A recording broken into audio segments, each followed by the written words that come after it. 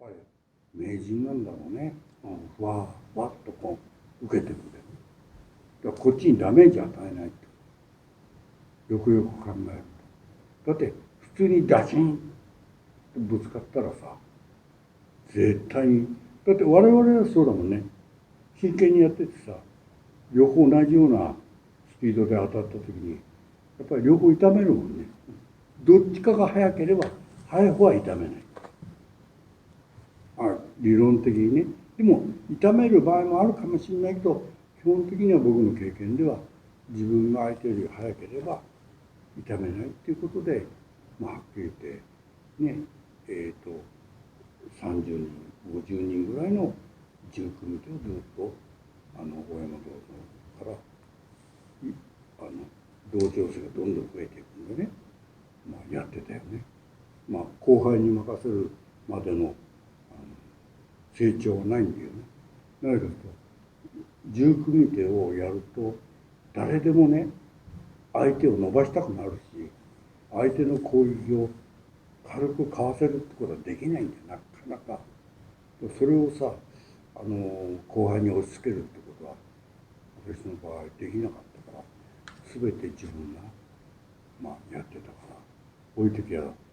150人ぐらいやったかもしれないよね、最盛期にはね。でそれにはこっちがある程度スピードをスッと出しながらね、こう余計になってスッとこっちに向かしちゃうような受け方でやると、俺も痛くない、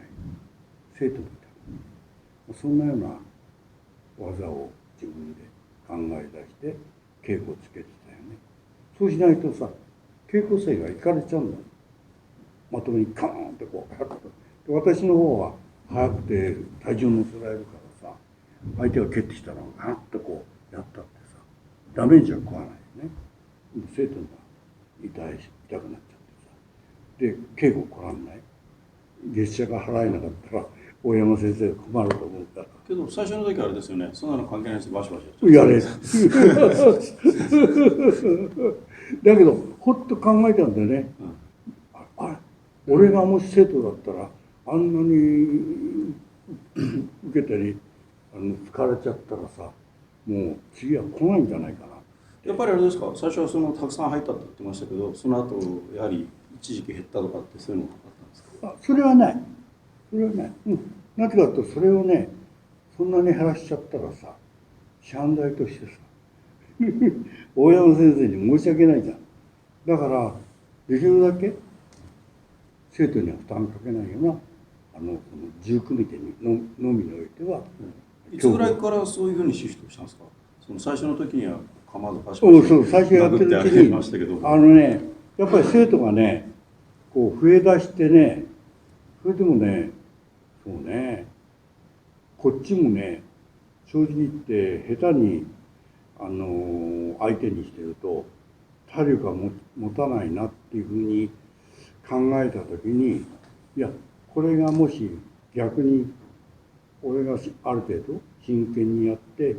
生徒に負担をかけちゃったら、生徒はね伸びないだろうというふうに思い出したの。でもやっぱしね、伸びないんだったらね、指導者としてこれはねマイナスだから、やっぱり伸ばしてやんなきゃいけない。じゃあそれにはどういう稽古をしたらいいか、やっぱあんまり痛くないようなこちらは受け方をしてやんなきゃいけない。ただ痛くないような当て方をしてやんなきゃいけない。そうしないと生徒は伸び伸びできなきゃ伸びないだろうと、そういうふうに考え出したんだな、俺。その時に元弟子に立つのは先生だけでなく他の黒部の方とかもいたと思うんですけれども、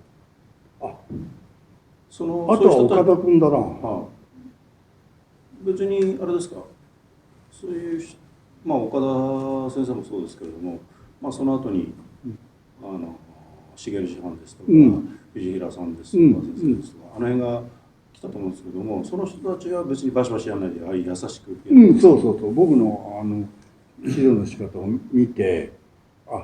僕の指導の仕方は大山先生が私にそういう指導をしろと教えてんだなということで、みんなそういう形で、だからどんどん生徒増えてきて、大山先生はウーハーウー封筒にお金がたくさん入ってきてボソッボソッと入ってんでもう喜んでた。そしたら先生がもう師範代になられてから、うん、本格的な組手っていうのは大戸山先生はなさらそうあまりしなくどういうふうにもあんまり大山先生がやるとやっぱりその僕のやり方のスタイルと違うから。五十流ですから、ね、そうそう。大山先生は完全に50でしょ。だからこんななってこう構えたりこんななってやるでしょ。私の場合スッと今やってるようなちょっとでもちょっと腰を落としてこうやることはやるよね、相手がね、そういう時は。うん、じゃあそうするとあれですね、その先生の後輩方たちが、大山先生と組手やっていろいろ仕込まれたとかっていうふうに言ってたんですけども、それっていうのはないわけですか？全然なし。全部私流。大山先生はもう私に任せたって影を渡した以上は一切口出しなかった。中村隆会長なんか辞書の中で、やはりその大山先生にかなり組手とか仕込まれたみたいな書いてあったもんですから。中村隆は俺よりずっと後だから大山先生は組手やってないと思うよ。だって僕とやった後全部全て組手はほら日大の芸術学校の工事流の先輩方が僕に仕込んだ後1年後に大山先生が私に鍵を渡して全て任すって言った時に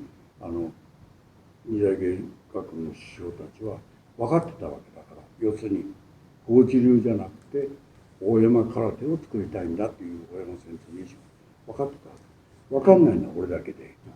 それで面食らって聞いたら「ナミさんな、大山先生はな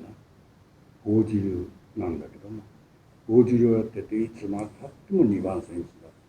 そう言われて初めてね、それで法事流じゃないスタイルの大山空手を作れと、そういうことなんだなって、そこで初めて俺黒帯もらってあと分かった。いろんな先輩に聞いて、だからそこまでは分からない。だから大山先生はすごいよね。